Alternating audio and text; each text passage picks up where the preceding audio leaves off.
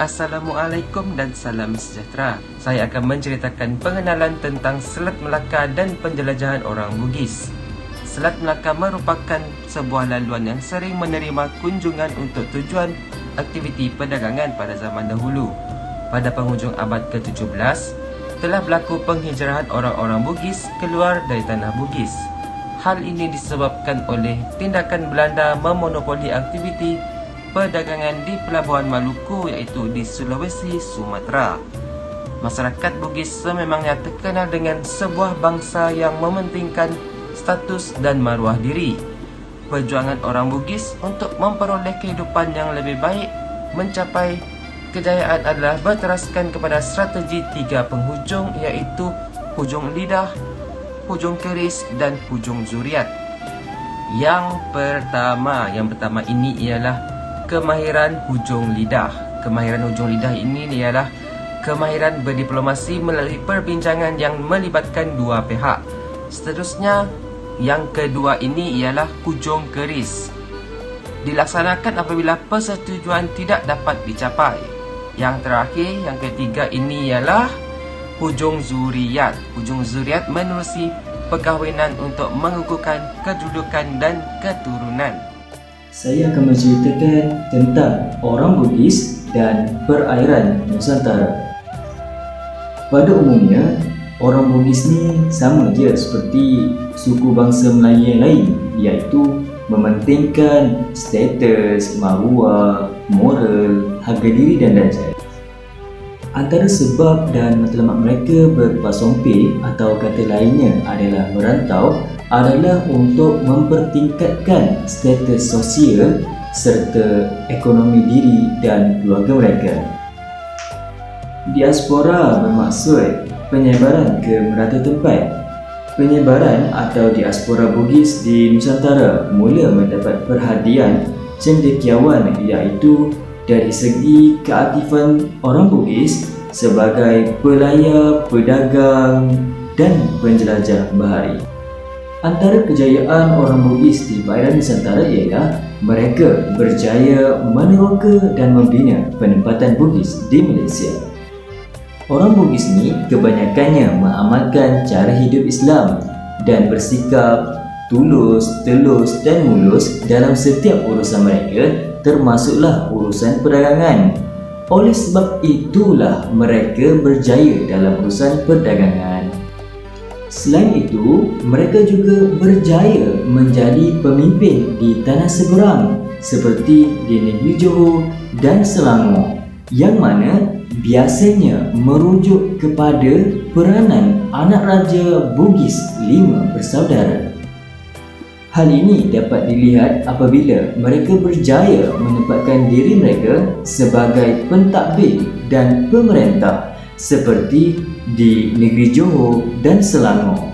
Dan ada juga di antara mereka yang dapat kahwin dengan puteri-puteri raja tempatan seperti di Kedah, Johor, Riau dan Kalimantan.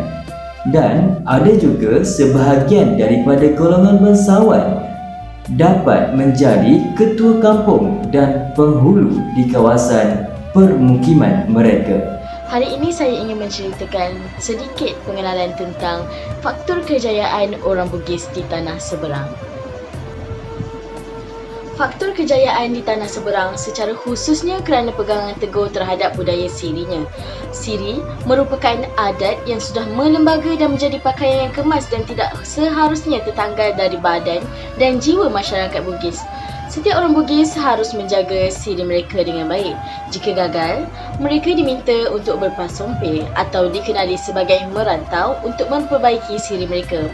Perantauan mereka tidak hanya tertakluk kepada daratan sahaja, lautan juga diterima.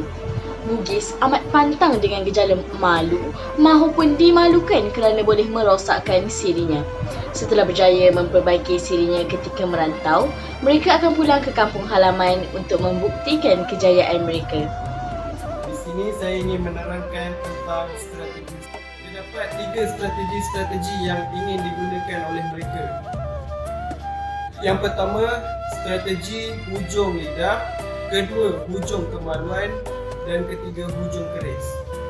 Mereka berpendapat sekiranya tidak ada strategi, maka sukar untuk mencapai matlamat-matlamat yang mereka telah tetapkan. Hujung lidah yang memberi maksud perbincangan atau perjumpaan. Sekiranya mereka ingin mencapai matlamat, mereka akan menggunakan cara perbincangan. Sekiranya strategi menggunakan hujung lidah tidak berkesan, maka akan ditukar kepada strategi hujung keris. Hujung keris juga memberi maksud sekiranya berlaku pelanggaran syarat atau pelanggaran undang-undang yang telah ditetapkan pada sesi perbincangan, maka akan berlakunya peperangan. Kemenangan akan berpihak kepada pihak yang mahir menggunakan senjata dan mempunyai penyokong yang ramai. Akhir sekali, Bugis akan menggunakan strategi hujung kemaluan, di mana memberi maksud mereka akan menggunakan kaedah perkahwinan. Pendekatan ini telah berjaya membuahkan hasil zuriat Bugis yang kita boleh nampak di Borneo dan Sumatera. Jelaslah di sini bahawa Bugis telah berjaya menghasilkan pelbagai strategi, dan strategi tersebut telah digunakan dengan baiknya sehingga berjaya menguasai satu kawasan. Kesimpulannya, Selat Melaka dan penjajahan orang Bugis adalah sejarah yang amat penting di Nusantara amnya dan Malaysia khasnya. Aktiviti Pasompe Bugis telah membawa banyak perubahan. Gara-gara kedatangan orang Barat pada abad ke-17, kerajaan mengalami banyak kemusnahan. Namun, semangat siriknya yang kental dan tidak mudah mengalah menjadikan kegigihan usaha mereka sebagai teladan kepada orang Melayu tempatan.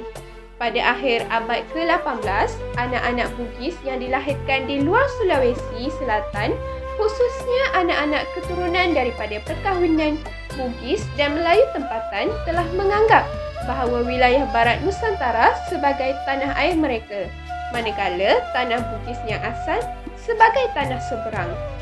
Tuntasnya, asimilasi budaya Bugis telah disempurnakan.